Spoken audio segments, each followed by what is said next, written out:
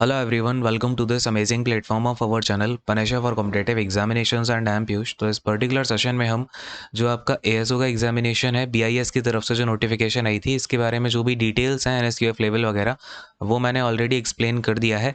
अब एएसओ और एसएसए इन दोनों पोस्ट के लिए आपका सिलेबस कैसे क्या रहेगा, और बहुत सारे बच्चों का ये लास्ट वीडियो में कमेंट आया था कि एसएससी पैटर्न का होगा या बैंकिंग पैटर्न का होगा। अगर बैंकिंग पैटर्न का है तो क्या कुछ चीज़ें प्रिपेयर करनी है, क्या इसका सिलेबस रहेगा, वो पूरी बात करेंगे। सबसे पहले देख लो, अगर आपका एएसओ का एग्जामिनेशन है तो उसमें आपका एक ऑनलाइन एग्जामिनेशन होगा, फिर स्किल टेस्ट होगा जिसमें सीपीटी होगा। यानी कि इस टेस्ट में जो लेवल 6 होता है आपका एनएसक्यूएफ का, उस लेवल का ये आपका एक पेपर लिया जाएगा जो क्वालिफाइंग इन नेचर है। देन आपका टाइपिंग स्पीड टेस्ट होगा जिसमें कि आपको इंग्लिश में 35 वर्ड्स पर मिनट करना है, या फिर आप अगर हिंदी में करोगे दैट इज़ 30 वर्ड्स पर मिनट, ठीक है। और इसमें 10 मिनट का ही आपको टाइम दिया जाएगा। आगे आते हैं एसएसए की बात करें। वेट अ सेकंड, एसएसए की बात करते हैं तो इसमें आपका सबसे पहले ऑनलाइन एग्जामिनेशन होगा। फिर इसमें जो आपका अगला वाला पार्ट होगा इसमें स्किल टेस्ट होते हैं सीपीटी के, जिसमें कि आपका सबसे पहले वर्ड प्रोसेसिंग टेस्ट होगा। 2000 की डिप्रेशंस करने हैं आपको 15 मिनट में। फिर आपका स्प्रेडशीट पे या फिर माइक्रोसॉफ्ट एक्सेल का टेस्ट होगा। माइक्रोसॉफ्ट एक्सेल पे जो स्प्रेड शीट होती है तो ये 15 मिनट्स का होगा। देन आपका पावर पॉइंट पे टेस्ट होगा, ये भी 15 मिनट्स का होगा। अगेन आपका जो पावर पॉइंट होता है एमएस पावर पॉइंट उसके ऊपर। ये जो बाकी का पैटर्न है ना, ये आपका जो ईएसआईसी का जिन बच्चों ने फॉर्म डाला होगा ईएसआईसी यूडीसी का, सेम वही पैटर्न रहेगा जो ईएसआईसी यूडीसी में है इसके स्किल टेस्ट का, ठीक है। ऑनलाइन एग्जामिनेशन की बात करता हूँ कि इसमें कैसे क्या क्वेश्चंस पूछे जाएंगे, क्या चीज़ें, ठीक है। फटाफट से आते हैं। देखो, अगर मैं आपसे बात करूं एएसओ की, पीए की, स्टेनोग्राफर की और एसएसए की, तो इन तीनों के लिए जो एग्जामिनेशन का लेवल होगा वो ग्रेजुएट लेवल का होगा, और जो पैटर्न है वो भी पूरा का पूरा सेम टू सेम है, ये आप देख सकते हो।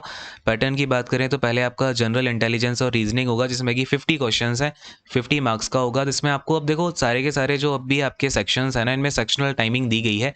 यानी कि रीजनिंग में आपको 35 मिनट दिए जाएंगे, जनरल अवेयरनेस जीए में आपको 20 मिनट्स दिए जाएंगे, क्वांटिटेटिव एप्टीट्यूड में आपको 25 मिनट दिए जाएंगे। 25 क्वेश्चंस करने के लिए 25 मार्क्स के होंगे। देन इंग्लिश लैंग्वेज में 50 क्वेश्चंस होंगे, 50 मार्क्स के, 40 मिनट्स का टाइम मिलेगा। अब मैं आपको बताता हूँ इस एग्जामिनेशन में क्या कुछ आपका पैटर्न है, कैसे कैसे क्वेश्चंस आपको देखने को मिल सकते हैं इस बार। देखो, और एक चीज़ और, जो आपका लास्ट टाइम एग्जामिनेशन हुआ था उससे इस बार का पैटर्न कंप्लीटली चेंज होगा, ठीक है। तो ये आप अपने माइंड में पहले से सेटअप कर लो। और लास्ट टाइम तो पेपर खैर कैंसिल ही हो गया था, तो उसका तो कुछ है भी नहीं। खैर, देखो, अब क्या है कि रीजनिंग का जो भी आपका सेक्शन होगा इसके अंदर आपसे जो क्वेश्चंस होंगे उसमें पजल पूछा जाएगा। आपको सबसे पहले जो भी जिन बच्चों ने अपना सिर्फ एसएससी की तरफ ध्यान दिया है, बैंकिंग वगैरह नहीं की है, तो पजल्स आपके आएंगे। इसके अलावा सीटिंग अरेंजमेंट का पक्का क्वेश्चन आपको देखने को मिलेगा। सीटिंग अरेंजमेंट आपको कैसे भी एनी हाउ करना ही है। इवन सीटिंग अरेंजमेंट के क्वेश्चन अब आपको जो अदर एग्जामिनेशन हो रहे हैं ना आजकल, उनमें भी देखने को मिलेगा। इवन एसएससी के जो एग्जामिनेशन आने वाले हैं, सीएचएसएल का एग्जामिनेशन हो जाए चाहे आपका एमटीएस में तो नहीं आएगा, सीएचएसएल में आपको जरूर देखने को मिलेगा जो आने वाला पेपर है। सीटिंग अरेंजमेंट का क्वेश्चन लिख के ले लो अभी, ठीक है। और ये सीटिंग अरेंजमेंट आपको वर्टिकल में भी आना चाहिए और ये आपको सर्कुलर में भी आना चाहिए। इवन आपको यहाँ पे फ्लोर बेस्ड पजल भी एक बार करके जाना। कौन सी? फ्लोर बेस्ड पजल्स जो होती हैं उनको भी आपको देख करके जाना है अच्छे से, ठीक है। रीजनिंग पे मैं इतना ज़्यादा स्ट्रेस क्यों दे रहा हूँ, क्योंकि यहाँ पे देखो आपका सबसे जो आपका हाईएस्ट पोर्शन है वो रीजनिंग और इंग्लिश का ही है। 150 में से 50 आपके रीजनिंग के हैं, 50 इंग्लिश के हैं। तो पहले रीजनिंग की बात करूंगा, फिर इंग्लिश की बात करूंगा अच्छे से कि आपको क्या क्या चीज़ें करके जानी है, ठीक है। और इसके अलावा आपको क्या करना है, फ्लोर बेस्ड पजल हो गया। अच्छा, अगर आपको चीज़ें नहीं भी आती तो एक बार कमेंट करना, उसके ऊपर हम कुछ सेशंस कर लेंगे या फिर जो भी चीज़ें होंगी वो करेंगे। लेकिन पहले ये देखो, दूसरा इसमें आपका थर्ड नंबर पे आ जाता है आपकी सीरीज़, ठीक है। सीरीज़ आपको बहुत अच्छे से करके जानी है। कौन सी सीरीज़ होगी? मिसिंग नंबर सीरीज़ भी करके जानी है, और एक होती है रॉन्ग नंबर सीरीज़, ठीक है। रॉन्ग नंबर सीरीज़ और मिसिंग नंबर सीरीज़ बहुत अच्छे से करके जाना। ये आपको क्वांटिटेटिव एप्टीट्यूड के सेक्शन में एक दो क्वेश्चन मिलेंगे और रीजनिंग में देखने को मिल सकते हैं, ठीक है, बड़े आराम से। फिर आपका आ जाता है blood relation. Blood relation again काफ़ी इसमें इंपॉर्टेंट पार्ट प्ले करेगा। ब्लड रिलेशन आपको बहुत अच्छे से करके जाना है। इवन कोडेड ब्लड रिलेशन होता है वो भी करके जाना है, ठीक है। मतलब इसमें होता कुछ नहीं है। ब्लड रिलेशन में आप जितनी ज़्यादा प्रैक्टिस करोगे आपका वही इसमें उतना ज़्यादा फ़ायदा मिलेगा। अगर हो पाएगा तो मैं भी कुछ सेशन करा दूंगा, और मैं जब सेशन कराऊंगा तो मैं देखो लल्लू पंजू क्वेश्चन तो नहीं कराऊंगा, अच्छे लेवल के क्वेश्चन की ही प्रैक्टिस करा पाऊंगा, ठीक है। देखो, और क्या हो गया, ये लिख क्यों नहीं रहा है? Wait a second. तो देखो यहाँ पे मैंने क्या बताया, ब्लड रिलेशन, ठीक है। अरे यार क्या हो गया इसमें, ब्लड रिलेशन। ब्लड रिलेशन आपको अच्छे से करके जाना है। इसके बाद आपका आता है नेक्स्ट वाला टॉपिक, डायरेक्शन सेंस। ठीक है, डायरेक्शन सेंस के क्वेश्चंस मिलेंगे आपको देखने को, अच्छे खासी क्वेश्चंस देखने को मिलेंगे। और ठीक है, इंपॉर्टेंट बात ये नहीं है कि यार 50 क्वेश्चन में 50 आपको अटेम्प्ट करने हैं। इंपॉर्टेंट बात है यार 35 मिनट्स का ही टाइम मिलेगा, तो इन 35 मिनट में 50 क्वेश्चन करने हैं। प्रैक्टिस ढंग से नहीं करोगे तो ये क्वेश्चन हो भी नहीं पाएंगे। दूसरी बात मैं आपको पहले से बता दूं, कॉम्पिटिशन बहुत ज़्यादा रहेगा, क्योंकि देखो वैकेंसीज तो कम है ही सही, लेकिन इसके अलावा आपका जो बच्चे हैं ना, वो बिल्कुल बैंकिंग वाले भी इसमें आपसे फाइट करेंगे। ठीक है, तो ये चीज़ है। डायरेक्शन सेंस हो गया, ये हो गया आपका। और इसके अलावा अच्छा, ये टॉपिक्स को आप नोट डाउन करते जाना, ये आपको करने ही है एनी हाउ। देन आपका आता है इनइक्वालिटी। तो ये मैंने सारे लिख ही दिए यहाँ पे। इनइक्वालिटी हो गया। Then coding decoding. Coding decoding तो आई होप सबको आती ही होगी, एसएससी कोई भी एग्जामिनेशन हो, कोडिंग डिकोडिंग तो बेसिक ही होता है रीजनिंग का। Then alpha numeric series. ठीक है, याद रखना, अल्फ़ाबेटिक सीरीज भी देखने को मिल सकती है, न्यूमेरिकल सीरीज भी देखने को मिल सकती है, और अल्फा न्यूमेरिक सीरीज भी आजकल क्वेश्चन जो बन रहे हैं वो अल्फा न्यूमेरिक से ज़्यादा बन रहे हैं, तो ये भी अच्छे से करके जाना ही जाना है। देन आपका पेयर बेस्ड क्वेश्चंस हो गए, ये भी करके जाने हैं। देन आपका इवन जो मिरर बेस्ड क्वेश्चन है वो भी देखने को मिल सकते हैं। पता है ये पैटर्न एसएससी का है, लेकिन कुछ क्वेश्चंस आपको ये देखने को मिलेंगे। आजकल एसएससी बैंकिंग जैसा पैटर्न कुछ बचा नहीं है, दोनों एक दूसरे की तरफ इंक्लाइंड हो रहे हैं। देन आपका मशीन इनपुट आउटपुट 4 स्टेप तक आपका यहाँ पे क्वेश्चंस इसके देखने को मिल सकते हैं, 4 स्टेप वाले। ठीक है, तो ये भी इनकी प्रैक्टिस। देखो ये कुछ जो क्वेश्चंस है ना, ये ईजी होते हैं, लेकिन इनकी जब तक आप प्रैक्टिस नहीं करोगे तो गिवन टाइम में, कम टाइम में इसको सॉल्व नहीं किया जा सकता। ये चीज़ है, मुद्दे की बात है कि टाइम पे सॉल्व करना है तो प्रैक्टिस बहुत अच्छे से करनी पड़ेगी। देन सिलॉक्स हो गया, सिलॉक्स आप सारे ही करके जाना, पॉसिबिलिटी वाले केस भी अच्छे से करके जाना। ठीक है, देखो क्योंकि पेपर इसका एक ही है, रिटन पेपर कौन सा एक ही है, तो इसका अच्छे खासी लेवल का ही होगा। बात मान के जाओ, अच्छे से प्रैक्टिस करके ही जाना इन सारी की सारी चीज़ों की। रीजनिंग को इस बार बिल्कुल भी निगलेक्टेड मत लेना। डेटा सफिशिएंसी कर लेना। वर्ड रिलेटेड क्वेश्चंस आते हैं, लाइक आपको ऐसे दे देगा, टेम दे दिया, 4 वर्ड दे देगा। अब कहेगा इसमें से अगर मैं बॉबल्स को हटा देता हूँ तो कितने वर्ड ऐसे बनेंगे जो मीनिंगफुल हैं। तो ये भी अगर आप प्रैक्टिस करोगे उससे ही आएगा। ये वर्ड रिलेटेड क्वेश्चंस होते हैं, काफ़ी सारे देखने को मिले। अभी रिसेंटली जो आपका ईएसआईसी का एग्जाम हुआ, इसमें काफ़ी सारे क्वेश्चंस आए। इवन DSSS में ऐसे क्वेश्चंस देखने को मिले हैं, एनवीएस में भी देखने को मिले हैं। तो ये वर्ड रिलेटेड क्वेश्चंस काफ़ी सारे आ रहे हैं, डिक्शनरी वाले नहीं। अब मैं बात कर रहा हूँ वर्ड रिलेटेड, यानी कि आप वही चीज़ है कि अगेन प्रैक्टिस वाली बात आएगी इन टाइप के क्वेश्चंस में भी। ठीक है, और इनइक्वालिटी आपकी कोडेड भी आ सकती है, तो कोडेड इनइक्वालिटी भी प्रैक्टिस करके जाना। ठीक है, अब देखो बाकी तो इसके अलावा आप एक आध टॉपिक चाहो तो टैबुलेशन वगैरह कर लेना, बाकी सारे इजी होते हैं। मैंने ये सारे टॉपिक आपको बता दिए हैं, इतने अगर आप अच्छे से प्रैक्टिस कर लोगे, सारी चीज़ें कर लोगे, तो आपका जो भी क्वेश्चंस आएंगे वो सारे अच्छे से हो जाएंगे गिवन टाइम में, है ना। 35 मिनट में 50 क्वेश्चंस करने हैं, तो ये आप आराम से कर पाओगे। ठीक है, देन ये पूरा आपका जनरल इंटेलिजेंस और रीजनिंग का हो गया, बाकी तो कुछ इजी रहेगा। इतना अगर आप कर लोगे तो अच्छा खासी स्कोर इसमें कर पाओगे। ठीक है, एक सेक्शन कंप्लीट हो गया, सारी चीज़ें इसमें क्लियर हो गई। कोई डाउट हो तो कमेंट करना, बाकी अगर कुछ प्रैक्टिस वगैरह होगी तो मैं करा दूंगा अगर टाइम मिलता है। जो भी हो अपना कमेंट करना। एक्चुअली मुझे पता भी नहीं है BIS के लिए कितने बच्चे अप्लाई कर रहे हैं, कितने क्या बच्चे हैं। अगर कर रहे हो तो एक बार कमेंट करना कि आपने इसके लिए फॉर्म डाला हुआ है ना, पता तो चले एटलीस्ट। इसके बाद आता है आपका ये जनरल। अब इंग्लिश लैंग्वेज की बात करता हूँ, है ना, क्योंकि अगला जो 50 क्वेश्चंस और 50 मार्क्स का आपका सीन है वो इंग्लिश लैंग्वेज का है। जनरल अवेयरनेस के लिए तो मैं आपको कुछ एक PDF या फिर कुछ एक ई बुक वगैरह प्रोवाइड कराऊंगा, उसके लिए टेंशन मतलब टॉपिक भी बता दूंगा। ठीक है, इंग्लिश में आपको जो मोस्ट ऑफ द क्वेश्चंस मिलेंगे वो आपको कॉम्प्रिहेंशन बेस्ड मिलेंगे, यानी कि जो रीडिंग कॉम्प्रिहेंशन का पार्ट है, जो आपका रीडिंग कॉम्प्रिहेंशन का पार्ट है वो इसके जो क्वेश्चंस होंगे वो काफ़ी अच्छे नंबर में होंगे और अच्छे लेवल ऑफ क्वेश्चंस भी होंगे। ठीक है, तो रीडिंग कॉम्प्रिहेंशन अच्छा करके जाना है। जो भी आपके RC होते हैं, पैसेज होते हैं, इनकी रीडिंग अगर आप हैबिट अभी से डालोगे तो बेटर है। और अभी से अगर आप मॉक टेस्ट वगैरह दोगे, इवन आपको कुछ वेबसाइट्स होती हैं जहाँ पे reading comprehension, RC passage, unseen passage ऐसे मिलेंगे जिनके आप ऑब्जेक्टिव क्वेश्चंस को कर सकते हो, तो इनकी प्रैक्टिस करना स्टार्ट कर देना। कोई इश्यू आता है तो मैं अलग से करा दूंगा, लेकिन वही बात है कि अगर बच्चे ठीक ठाक होते हैं तभी कराऊंगा। देन आपको इसमें रीडिंग कॉम्प्रिहेंशन हो गया। देन आपके जो फिल इन द ब्लैंक्स वाला पार्ट होता है, ठीक है, FIB, वो भी आपको इसमें मिलेंगे क्वेश्चन। अच्छा, ये जो फिल इन द ब्लैंक्स है, हो सकता है कि आपको जो पैराग्राफ कंप्लीशन करना होता है उस फॉर्मेट पे मिल जाए।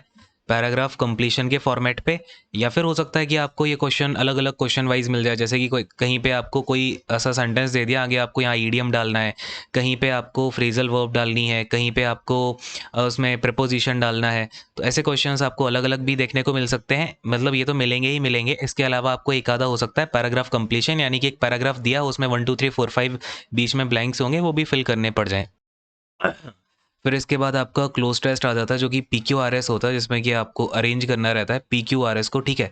ये क्वेश्चन देखो दो फॉर्मेट में आ सकता है, हो सकता है कि एक क्वेश्चन के ही 4 पार्ट बना दिए जाएं, या फिर एक ही क्वेश्चन में पूछ ले कि किस तरीके से आपका ये अरेंज किया जाएगा, ठीक है। SSC में आपका एक तरीके वाला आता है, और बैंकिंग के जो क्लर्क वाले एग्जामिनेशन होते हैं उसमें ये एक ही को 4 क्वेश्चन में बना देते हैं कि P के बाद कौन आएगा, Q के बाद मतलब पहले कौन सा आएगा, दूसरे नंबर पे कौन सा आएगा, तीसरे पे कौन सा आएगा। तो ये दोनों में से किसी एक फॉर्मेट पे आएगा, जो भी आए आपका काम चल जाएगा अगर आप प्रैक्टिस बढ़िया करके जाओगे। इंग्लिश के कुछ सेशंस करा दूंगा, अगर आपको कोई दिक्कत होगी अगेन वही बात है कि आप बताना कौन कौन इसके लिए पहले फॉर्म फिलअप कर रहे हो, ठीक है। तो PQRS हो गया। देन इसके अलावा आपके वही पैराजम्बल्स आई है बेसिकली, एंड देन आपकी वोकेबलरी जो प्रीवियस ईयर में आई हुई है ना, वोकेबलरी बैंकिंग और SSC एग्जाम दोनों में ही बेसिक सी वोकेबलरी आती है, कर लेना एक बार, ठीक है। वोकेबलरी में आपका वन वर्ड सब्सटीट्यूशन हो गया, देन आपका ईडियम्स एंड फ्रेजेस हो, ईडियम्स एंड फ्रेजेस तो अच्छे से कर लेना। इसके लिए अगर आप चाहो तो SP बख्शी की जो बुक आती है ना, SP बख्शी में जो ईडियम्स एंड फ्रेजेस दिए हैं उनको रेफ़र कर लेना। अगर आपने SSC के प्रीवियस ईयर किए हैं तो उनको अच्छे से रिवाइज़ कर लेना, कोई भी एक चलेगा, ठीक है। एंड देन आपका एंटोनिम सिनोनिम हो गए, तो 2-2 क्वेश्चन आपको 2-3 क्वेश्चन जो है एंटोनिम सिनोनिम के भी देखने को मिलेंगे, बट स्टिल ईडियम फ्रेज़ और OWS जो है वो थोड़ा-सा ज़्यादा देखने को इसका वेटेज मिलेगा फ्रॉम वोकैब्युलरी। क्लियर है? देन आपका यहाँ पे आएगी एरर स्पॉटिंग, ठीक है। एरर स्पॉटिंग पता ही होगा, एरर स्पॉटिंग आपको कोई एक पार्ट इसमें बताना होगा कौन सा गलत है। अच्छा, एरर स्पॉटिंग के अलावा आपका एक सेंटेंस इम्प्रूवमेंट वाला जो क्वेश्चंस हैं वो भी 2-4 देखने को मिल सकते हैं सेंटेंस इम्प्रूवमेंट के, ठीक है। तो सेंटेंस इम्प्रूवमेंट और एरर स्पॉटिंग दोनों ही कर लेना। इसके अलावा आपका जो नरेशन होता है, ठीक है, नरेशन। अच्छा, मैं इधर उधर लिख रहा हूँ, थोड़ा सा अपनी नोटबुक में अच्छे से लिख लेना, ये सारे के सारे टॉपिक आ रही है बस समझ में, क्योंकि देखो मैं जो भी वीडियो आती है तो मैं सीधा सीधा जो भी चीज़ें होती हैं टू द पॉइंट बता देता हूँ, है ना, इधर उधर अपन ज़्यादा करते नहीं है। तो खैर मैं आपके क्या बोल रहा था, ये हाँ नरेशन का पार्ट होगा जो कि आपका डायरेक्ट इनडायरेक्ट होता है, ये एक बार अच्छे से देख लेना इसके क्या रूल्स होते हैं। और फिर आपका एक्टिव पैसिव जो कि आपकी क्या होती है, वॉइस। तो वॉइस एक्टिव पैसिव ये भी कर लेना। आपका टोटल 50 क्वेश्चंस आने हैं, तो इन सबसे पूरा का पूरा कवर हो जाएगा। प्रैक्टिस इज़ वेरी नेसेसरी, अगर होगा तो इसके भी अच्छे लेवल ऑफ क्वेश्चंस मैं करा दूंगा अगर आप लोग कहोगे तो। ठीक, क्लियर है ये दोनों सेक्शन आपको कैसे क्या करना है। जनरल इंटेलिजेंस पूरा क्लियर हो गया, आपका इंग्लिश लैंग्वेज पूरा क्लियर हो गया, क्वेश्चंस कैसे क्या आएंगे पता चल गया है। और देखो भाई पहले ही बता दूं, कॉम्प्रीहेंशन थोड़ा सा बड़ा देखने को मिल सकता है जो RC आएगा, तो भैया बड़े बड़े ही प्रैक्टिस करके जाना, छोटे चंगू मंगू से करके मत चले जाना, ठीक है। बड़े करके जाओगे छोटा आ गया तो वो तो फिर कर ही लोगे अटैम्प्ट, ठीक है। तो हमें ज़्यादा के लिए प्रिपेयर करना होता है, सो दैट हम कम वाली चीज़ भी कर लें, ठीक है। क्योंकि कम करके जाओगे फिर लगेगा अरे सर टाइम हो रहा है, टाइम हो रहा है। टाइम कितना है, 40 मिनट्स का ही है, और इन्होंने अगर 40 मिनट दिया है 50 क्वेश्चन करने को, वो भी इंग्लिश में, तो सीधा सीधा ये लोग बोल रहे हैं कि आपका जो RC वगैरह आएंगे वो टाइम टेकिंग आएंगे। समझ रहे हो बात की गहराई को, है ना। तो अब बात करेंगे क्वांटिटेटिव एप्टीट्यूड की, इसमें कैसे कैसे क्वेश्चंस आएंगे, क्या लेवल रहेगा। स्टार्ट करते हैं। अब यहाँ पे जगह तो बची नहीं है, थोड़ा सा नीचे आना पड़ेगा यार, क्या करूँ, एक खाली पेज पे चलते हैं ना, wait a second. So now we are talking about quantitative aptitude part. यहाँ पे मैं QA डाल देता हूँ, वेट अ सेकेंड। देखो QA की बात करते हैं, कलर को चेंज कर लेते हैं रेड पे, और देखो सबसे पहला, ये कैसा रेड आ गया यार, चलो सबसे पहले आपका आ जाएगा वही सिंप्लीफिकेशन। सिंप्लीफिकेशन का पार्ट होता है, या फिर आपका आप इसे अप्रोक्सीमेशन भी बोल सकते हो। अप्रोक्सीमेशन और सिंप्लीफिकेशन अच्छे मतलब ठीक ठाक क्वेश्चन ही आते हैं, इसके ज़्यादा कुछ टफ नहीं आते, हो जाएगा आराम से। तो एक दो क्वेश्चन इसके देखने को मिलेंगे ही मिलेंगे। देन आपका प्रॉफिट एंड लॉस हो गया, प्रॉफिट लॉस एंड डिस्काउंट, इसके क्वेश्चंस आजकल काफ़ी आ रहे हैं, बैंकिंग का एग्जाम हो चाहे SSC का एग्जाम हो, अच्छे क्वेश्चंस देखने को आपको इससे मिलेंगे। देन SICI के क्वेश्चंस आपको देखने को मिलेंगे इसमें, ठीक है। SICI तो अच्छे से करके जाना ही जाना है। और ये CI में ना यार जो डायरेक्ट फॉर्मूले बेस्ड क्वेश्चंस होते हैं उनको तो कर ही लेना, जैसे कि 2 इयर्स का SICI में गैप हो गया तो उसका फॉर्मूला क्या होता है, लाइक PR² / 100² होता है। 3 साल का डिफरेंस वाला होता है SICI का, तो वो आपका होता है PR² 300 + R/100 का क्यूब, है ना। ऐसे कुछ फॉर्मूलेज होते हैं, उनको आपको थोड़ा उनको रिमाइंड रखना, ठीक है। ऐसे क्वेश्चंस आ रहे हैं। बाकी आपका क्वार्टरली अगर आपसे CI निकालने को बोल दूँ, या फिर आपसे मैं 6 मंथली बोल दूँ, तो ऐसे क्वेश्चंस को थोड़ा सा देख दाख के आपको करने हैं, ठीक है। और आपको इफ़ेक्टिव रेशियो वगैरह, इफ़ेक्टिव रेट वगैरह निकालना आना चाहिए। बाकी होगा तो इसकी भी प्रैक्टिस करा दूंगा कुछ एक, क्योंकि अभी आपके पास जो है आराम से 1.5 महीने के आसपास है, तो आप इसकी अच्छी प्रिपरेशन कर सकते हो। अच्छा, एग्जामिनेशन की डेट की बात करूँ तो ये आपका सेकेंड वीक ऑफ जून में एक्सपेक्टेड है। अच्छा, अभी एक्सपेक्टेड ही है, कुछ कहा नहीं जा सकता, लेकिन फ़िलहाल अगर सब कुछ ठीक ठाक रहा तो सेकेंड वीक ऑफ जून में आपको इसके बारे में इन्फॉर्मेशन मिल जाएगी कि एग्जामिनेशन आपका होने वाला है, ठीक है। तो ये चीज़ें हैं। एंड आगे अगर देखें इसमें रेशियो प्रोपोर्शन हो गया। अच्छा, रेशियो प्रोपोर्शन में अभी आजकल जो क्वेश्चंस आ रहे हैं ना, इसमें आपको दुनिया जहान की चीज़ अगर नहीं भी कर पा रहे हो तो पार्टनरशिप वाले क्वेश्चंस यार अच्छे से कर लेना। पार्टनरशिप हो गया, देन आपका इनकम एक्सपेंडिचर हो गया। इनकम एक्सपेंडिचर तो यार एनी हाउ करके जाना, अच्छे पैटर्न के क्वेश्चन देखने को मिल रहे हैं। चाहे आपका एसएससी अभी मेंस का एग्जाम हुआ था, उसमें भी अच्छे क्वेश्चन आए हैं। सीजीएल के तो यार अभी जैसा मुझे रिव्यू मिला है तो मैथ बहुत ही लल्लू आई है, तो वो सीजीएल इस बार का तो मैथ ने ऐसा ही कर दिया। बाकी जो बाकी के एग्जामिनेशन हुआ है, लाइक आपका आईसीएआर का हुआ है, एनवीएस का हुआ है, तो इन सब में इनकम एक्सपेंडिचर के क्वेश्चंस बढ़िया देखने को मिले हैं, पार्टनरशिप के अच्छे देखने को मिले हैं। तो ये दो टाइप तो कर लेना। फिर कॉइन्स वाला जो आपका टाइप होता है वो भी एक बार देख के जाना, ठीक है। कॉइन्स पता है ना, कॉइन्स का रेशियो, उसकी वैल्यू, तो ये करके जाना एक बार। देन आते हैं अगले वाले आपके टॉपिक पे। आपका हो गया time and work. Time and work तो सबको आता ही होगा, बेसिक से सारे टाइप होते हैं। आफ्टर बिफोर वाला कर लेना, नॉर्मल नॉर्मल से टाइप होते हैं। सिक्स्थ आपका आता है टीएसडी। टीएसडी अच्छे से करके जाना है। इसमें आप जो बोट एंड स्ट्रीम होता है उसका भी अप स्ट्रीम डाउन स्ट्रीम वाला देख लेना। छोटे छोटे ही इसमें कॉन्सेप्ट होते हैं, ज़्यादा कुछ बड़ी बात होती नहीं है। अगर कुछ डाउट दिक्कत परेशानी हो तो मैं ही करा दूंगा। इवन इसमें तो 2-3 क्लास ही लगेंगी, क्योंकि लीक से हट के बहुत क्वेश्चंस नहीं आ रहे हैं, इजी इजी से क्वेश्चंस ही आ रहे हैं जिनको आप आराम से कर सकते हो। लेकिन अगर प्रैक्टिस नहीं है तो नहीं कर पाओगे यार, सीधी सी बात है, थोड़ा बहुत तो पढ़ना ही पड़ेगा, राइट। टीएसडी पता है ना, टाइम स्पीड डिस्टेंस की बात कर रहा हूँ, ये टाइम एंड वर्क है, ठीक है ना। चलो आगे आते हैं। देन आपका 7th वाला जो टॉपिक हुआ, अच्छा ये जो मैंने पीडीएफ उठाई है यार, ये आगे का क्वेश्चन दिख गया, ये जीके पनेशिया वाली सीरीज की पीडीएफ है। ये क्वेश्चन जिनको दिख गया इसका आंसर भी कर देना अगर पता हो, नहीं तो बाकी का एक्सप्लेनेशन तो अगली वाली क्लास में मिलेगा, इसका सेट नंबर 6 में। खैर देखो, 7 नंबर पे आपका जो टॉपिक आता है परसेंटेज, ठीक है। परसेंटेज यार देख लेना, इससे आजकल ना बेसिक परसेंटेज से कुछ खासे क्वेश्चन देखने को नहीं मिल रहे हैं, क्योंकि परसेंटेज का जो यूज़ है ना वो पीएलडी में ही हो जाता है, ठीक है। तो पीएलडी परसेंटेज इनमें से मिला जुला के क्वेश्चंस देखने को मिल रहे हैं। आपके टोटल 25 ही क्वेश्चंस आने हैं, तो आपको सारे टॉपिक से 2-3 2-3 1-2 ऐसे क्वेश्चन देखने को मिलेंगे। परसेंटेज पीएलडी से हो सकता है एक यहाँ से पूछ ले, दो यहाँ से पूछ ले, ठीक है। तो इस तरीके से आपको चीज़ें देखने को मिलेंगी, राइट। एंड डीआई आएगी यार, डीआई अच्छे से करके जाना प्लीज़। डीआई में आपको मिक्स्ड डीआई भी आनी चाहिए कि आपको किस तरीके से देखो क्या बोल रहा था कि ये, हाँ, डीआई में आपको मिक्स्ड वाला करके देख जाके करके जाना है। जैसे कि आपको मैंने एक पाई चार्ट बना दिया, ये क्वेश्चन ज़रूर देखने को मिलेगा, अभी बता दे रहा हूँ यार। पाई चार्ट कैसा होगा, आपको नंबर ऑफ़ स्टूडेंट बता दिया, आपको बोल दिया कि ये आपके 5 तरीके के स्कूल हैं, 5 या 6 तरीके के, उसमें आपका ABCD है। इस स्कूल में number of percentage of student इतने इतने हैं। अब इन number of percentage of student का आपको यहाँ पे ये दे देगा कि बॉयज़ इतने परसेंटेज है, गर्ल्स इतने परसेंटेज है। फिर आपको इसका यूज़ करना आना चाहिए कि पाई चार्ट से मुझे जो आपको टेबल दी गई है, पाई चार्ट और टेबल दोनों का यूज़ करके आंसर कैसे निकालना है। होता ईजी है, बट प्रैक्टिस करोगे तभी आपको समझ आएगा, नहीं तो टाइम बहुत ले जाओगे अगर आप सीधा सीधा पहली बार करोगे ये क्वेश्चन। तो इसका यूज़ करना सीख लेना। देखो, पाई पाई प्लस टेबल, ठीक है। आपको डीआई में पाई प्लस टेबल करके जानी है, पाई प्लस पाई चार्ट करके जाना है, पाई चार्ट प्लस टेबल करके जानी है, टेबल प्लस टेबल। ये 3-4 तरीके के आपके डीआई बनते हैं, इनको अच्छे से प्रैक्टिस करके जाना है यार। अगर आ गया तो आपको बहुत फ़ायदा हो जाएगा बाकी बच्चों से, अगर आप इसकी प्रैक्टिस करके जाओगे। सीधे के सीधे आपके 2 से 4 क्वेश्चन सीधे गिर जाएंगे आपके हाथ में, समझ रहे हो बात की गहराई को। तो ये हो गया आपका डीआई। और इसके अलावा डीआई हो गया आपका, अब 2-3 टॉपिक और बचते हैं, जैसे कि आपका सीक्वेंस एंड सीरीज़ हो गया। तो मैंने आपको बताया भी था कि हो सकता है आपको सीरीज़ वाले जो मिसिंग नंबर सीरीज़ होती है या फिर आपका सीरीज़ होती है, इसके क्वेश्चन आपको ये मैथ में देखने को मिल जाए या फिर आपको रीजनिंग में, तो कहीं ना कहीं देखने को मिलेंगे। और मुझे लग रहा है रीजनिंग में ही मिलेंगे, क्योंकि 50 क्वेश्चन वहीं आपको टपकेंगे। तो ये चीज़ है, सीक्वेंस एंड सीरीज़ करके जाना एक बारी, कहीं ना कहीं तो मिलेगा ही, राइट। और इसके अलावा आपका सिंप्लीफिकेशन अप्रॉक्सीमेशन मैंने बता दिया है, सीरीज़ ये हो गया। कौन सा टॉपिक बच रहा है यार, हाँ, नंबर सिस्टम देख के जाना, ठीक है। नंबर सिस्टम में बेसिक जो डिविजिबिलिटी वाला रूल होता है ना, कि ऐसा होता है ना कि ये नंबर आपका गिवन नंबर को डिवाइड करता है, फिर आपका रिमाइंडर छोड़ता है 4-5 का। तो एचसीएफ एलसीएम दोनों का कॉन्सेप्ट आपको पता होना चाहिए, किस केस में एचसीएफ लेना है, किस केस में एलसीएम लेना है, किस तरीके से सॉल्व करना है, बेसिक से टाइप देख लेना। वैसे आने की संभावना काफ़ी कम है, इसको लास्ट में ही डील करना।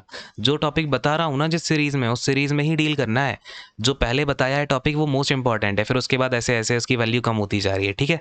नंबर सिस्टम की वैल्यू सबसे कम है।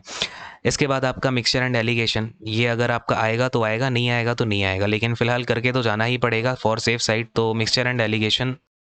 अच्छा, इसके अलावा एक काम और करना कि यार मेंसुरेशन के जो बेसिक फ़ॉर्मूलेज़ होते हैं ना, सर्कल का फ़ॉर्मूला हो गया या फिर आपका ऐसा रेक्टेंगुलर यहाँ पे एक रास्ता बना हुआ है इसका फ़ॉर्मूला हो गया, आपका सर्कुलर यहाँ पे मैंने पाथ बना दिया, पाथ का फ़ॉर्मूला हो गया, तो बेसिक से कुछ फ़ॉर्मूलेज़ याद कर लेना, सिलेंडर हो गया, कोन हो गया, स्फीयर हो गया। तो इनके जो बेसिक एरिया, वॉल्यूम के फ़ॉर्मूले होते हैं वो एक बार आपको देख लेना एक बार, ठीक है? क्योंकि कभी-कभार ये पूछ लेते हैं, तो कभी-कभार वाला सीन भी आपका खत्म हो जाएगा और एक आध क्वेश्चन ही आएगा इससे, ठीक है? क्या बताया मैंने? लीस्ट जो इम्पोर्टेंट है, यानी कि इससे आ भी सकता है या नहीं भी आ सकता है, ठीक है? ऊपर वाले जो चीज़ें बताई हैं उनको तो आपको एनी हाउ करना ही है। तो ये हो गया आपका क्वांट्स का पूरी की पूरी जो भी चीज़ें थी। अब इसका लेवल भी मैंने आपको बता दिया है कहाँ से क्या आएगा। क्वांट्स का हो गया, आपका रीज़निंग का हो गया, इंग्लिश का हो गया। नाउ जनरल अवेयरनेस का बचता है। जनरल अवेयरनेस का जो अभी पैटर्न मैंने देखा है ईएसआईसी, यूडीसी में या फिर आपका जो पिछले साल आया पेपर या बैंकिंग में जो पैटर्न है वो स्टैटिक जीके का होगा। देखो पार्ट आपका, इसके ना मैं आपको अलग से टॉपिक भी करा दूंगा जनरल अवेयरनेस के, इसके एक ई बुक भी लॉन्च करूंगा सारे के सारे टॉपिक्स की निकाल के। तो एक काम करूंगा, जनरल अवेयरनेस के जो भी टॉपिक्स हैं या जो जो चीज़ें पूछी जाती हैं, करंट अफेयर कितना करना है, क्या चीज़ें करनी है करंट अफेयर में भी आपको टॉपिक वाइज, और स्टैटिक जीके में क्या क्या टॉपिक्स आपको देखने हैं। स्टैटिक जीके का मतलब इसमें आपका जो जो टॉपिक्स अलग अलग से होंगे स्पेसिफिक से वो बता दूंगा, ठीक है? वो कर लेना। दैट्स इट फॉर जीए, ठीक है? जीए में बहुत ज़्यादा पीछे मत भागना, लेकिन इसको बहुत छोड़ना भी नहीं है। ये इसकी जो एक पर्टिकुलर वीडियो होगी वो मैं अलग से ही बना दूंगा, और आपका जीके पनेशा वाला कोर्स तो चल ही रहा है जिसमें कि आपका 2022 में जितने भी एग्जामिनेशंस हुए हैं उसके रिलेटेड क्वेश्चंस का एक्सप्लेनेशन वगैरह जो भी है डिटेल में वो कराया ही जा रहा है, ठीक है? तो उसको एक बार देखते रहना। बाकी तो इसके ऊपर आपका अब एक बार मुझे बताना यार, आपका अगर आप अप्लाई कर रहे हो बीआईएस के लिए तो ही इसके ऊपर काम किया जाएगा, क्योंकि देखो मेहनत बहुत लगती है। अब जो भी चीज़ें मैं लेके आता हूँ यार, ऐसा नहीं है कि अब हो सकता है कि मैं आपको ऐसा भी बोल सकता था कि ये टॉपिक आएंगे और आपको 7-10 मिनट तक बात टहला था, अच्छे खासे व्यूज़ भी आ जाते और काम खत्म हो जाता। लेकिन पहले मैंने काफ़ी सारी देखा है कि क्या क्या एग्जामिनेशन में आपका क्वेश्चन का पैटर्न चल रहा है, उसको एनालिसिस करने के बाद में आपको चीज़ें बताई हैं जिससे कि अल्टीमेटली आपकी हेल्प हो पाए। तो ये चीज़ें हैं यार, और बस इस सेशन को बेंड करूँगा, ज़्यादा बड़ा करने से फ़ायदा नहीं है। अच्छे से पढ़ते रहिए, आगे बढ़ते रहिए, एंड ऑलवेज़ रिमेंबर कि मेहनत का कोई सब्स्टिट्यूट नहीं होता, मेहनत करनी ही पड़ेगी। तो अच्छे से मेहनत करते रहिए, आगे बढ़ते रहिए। कोई भी डाउट हो कमेंट सेक्शन में डालना, और अगर आपने बीआईएस के लिए अप्लाई किया है तो वो भी कमेंट सेक्शन में एक बार बताना, ठीक है? एंड करूँगा इस सेशन को। Thank you so much, god bless you all, take care and bye bye.